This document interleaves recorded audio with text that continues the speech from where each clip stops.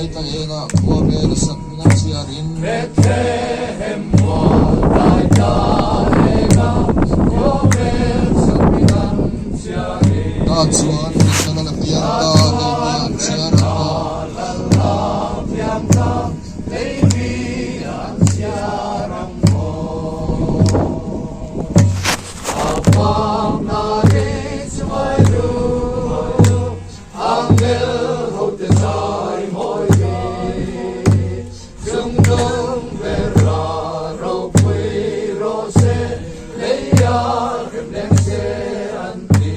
sual boy rianova isaltang tele tina ma thu de ta boy riang vai saltang tele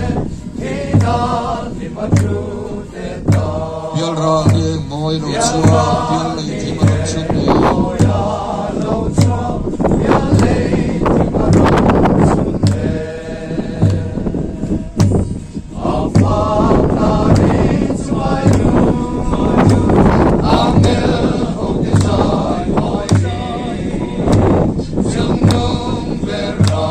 ro pui ro se le ya le se anti lo eng le ro var par arsi van en zai min zum de le ro var par arsi manen sai dam ti ro o eng chola kan fak ri ne eng chola kan fa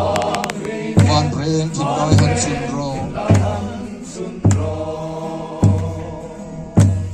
afam na ri chmai ru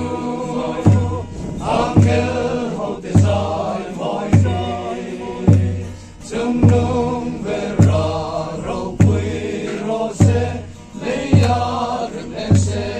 anti sual boy rianova isaltang tele tina ma thu ta Sol boy riang vai saltang tele tina ni ma chu te ta pial ra ye moi lo chua ni en moya lo chua pial le thi ma chun ne maron sun ne afam na ri chmai ru angel ho te sai moi chung nung vera ro pui ro se leia rem le se anti lo eng le ro var par arsi van en zai min zum de ro le ro